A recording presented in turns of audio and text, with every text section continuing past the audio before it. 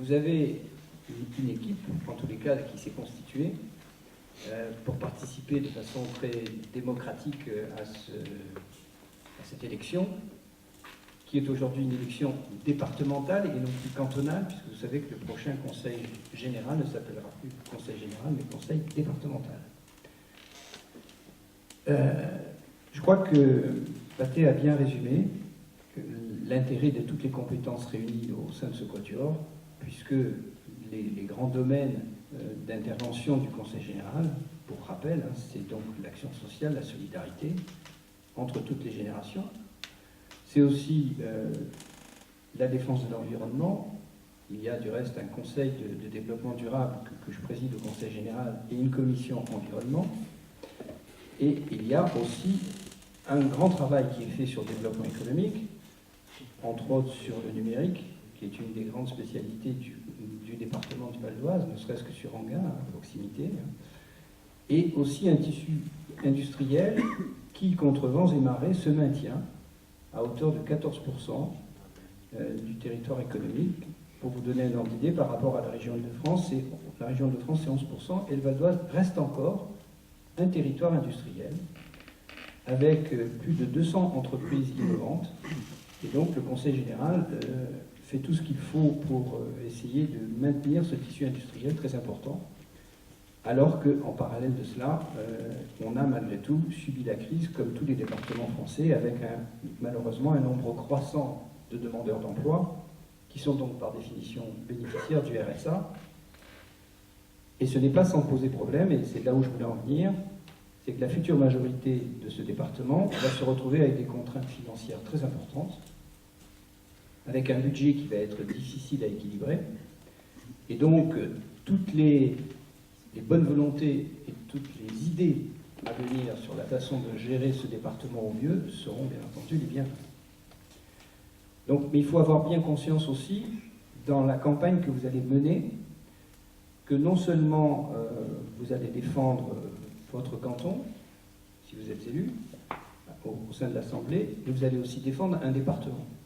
Et ce département, aujourd'hui, il risque, je dis bien il risque, et je ne fais pas du bashing comme on dit en ce moment, il risque d'être, dans les années qui viennent, un véritable territoire de relégation. Pour deux raisons. La première raison, c'est qu'il est exclu de la métropole Grand Paris. Il devient donc, il reste un territoire de seconde couronne. Ça, c'est quand même un des premiers points. Et le deuxième point, c'est que non seulement il est exclu de la métropole Grand Paris, mais celle-ci ne prévoyait pas, au départ, que la plateforme aéroportuaire de Roissy-Charles de Gaulle ne resterait pas en Val d'Oise. Et on est en train de constater que probablement, dans les 2 années qui viennent, cette plateforme et tout ce grand pôle économique risquent d'être rattachés à la métropole du Grand Paris. Et nous nous retrouverions avec un département totalement dépecé, auquel il ne resterait plus qu'en fin de compte la vallée de Montmorency et le réseau universitaire de Cergy-Pontoise, avec justement cette ouverture éventuellement vers l'axe 7. Donc si vous êtes élu, il faut que vous ayez bien conscience de cela. Il faudra que vous défendiez becs et ongles avec le président Bazin, qui je pense sera réélu, et je l'espère en tout cas président, car c'est un excellent président. Il faudra défendre becs et ongles ce département, de façon à ce qu'il ne se retrouve pas à être un territoire de seconde zone. Ce que, dans le temps, on appelait la banlieue. La banlieue, je vous rappelle, c'était quoi? C'était, on mettait à une milieu de Paris, on mettait au bord de Paris les populations dont on ne voulait pas. Une lieu, c'était, voilà, on les mettait à 4 km de là.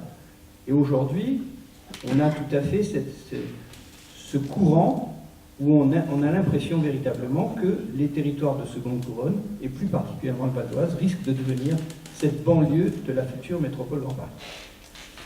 Avec les nuisances aéroportuaires que les populations supportent, et en plus donc d'autres nuisances que sont justement cette concentration de misère humaine.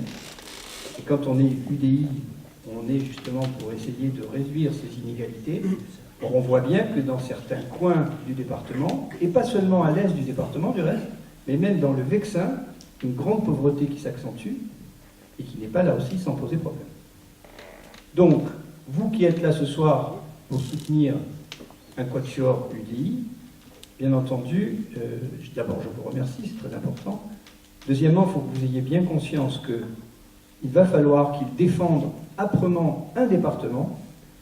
Et souvent, je leur dis à mes candidats, n'oubliez pas, si vous êtes élu, vous devenez un conseiller départemental. Or, beaucoup de conseillers départementaux, dans toute la France, souvent se contentent de défendre leur petit canton. Ils n'ont pas de vue, on va dire, géopolitique, de vue globale. Et je pense que le quatuor qui est là aura une vue globale du fait de ses compétences. Et c'est très important que nous ayons, j'allais dire, de nouvelles figures et de nouvelles capacités qui arrivent dans ce conseil général. Il y a beaucoup de, on va dire, conseils départementaux, il faut que je m'habitue. Il y a 7 ou 8 conseillers départementaux qui ne vont plus participer aux travaux de cette assemblée. Il va y avoir, c'est vrai, un profond renouvellement, c'est incontestable. On pense que, bien entendu, au sein de ce renouvellement, il n'y a pas grand risque pour que nous perdions la majorité. Soyez aussi conscients que le quatuor UDI élu, enfin, les 2 titulaires, puisque les 2 autres sont suppléants, feront partie, et je leur ai demandé instamment, bien sûr, du groupe majoritaire qui existe actuellement, qui s'appelle UVO, Union pour le Val d'Oise. Et je tiens à vous le dire aussi, parce que c'est important pour que vous répercutiez auprès des électeurs. Une fois que nous sommes dans ce groupe Union pour le Val d'Oise, nous oublions nos étiquettes politiques. Nous n'oublions pas, bien sûr, nos valeurs, mais nous oublions nos étiquettes. C'est-à-dire qu'il n'y a jamais eu, au sein de l'UVO, un groupe. Il n'y a pas eu de groupe UMP, il n'y a pas eu de groupe UDI, il n'y a pas eu de groupe... Voilà. Il y avait une opposition et une majorité. La majorité, à laquelle je participe, travaillait pour le département sans se préoccuper des chicaneries politiciennes. Et ça, il faut que, bien entendu, et j'ai une confiance absolue entre Fabien et Linda, ce sera dans le même état d'esprit que vous travaillerez une fois élu. Voilà, donc voilà ce que je voulais vous dire. Passez bien ce message à la population. Vous avez des candidats qui sont tout à fait compétents pour devenir des conseillers départementaux, qui ont bien conscience des difficultés qui les attendent, difficultés essentiellement liées à la crise, liées à la montée du chômage, donc difficultés budgétaires. Il ne faut pas promettre tout et n'importe quoi. Les Français, du reste, en ont assez qu'on leur promette des choses qu'on n'est pas capable de leur tenir après. Et puis donc, ce seront des très bons conseillers départementaux qui vont devoir, pendant 6 années, faire tout ce qu'il faut pour que le Conseil de Val d'Oise ne soit pas un oublié de la métropole Grand Paris. Voilà ce que je voulais vous dire.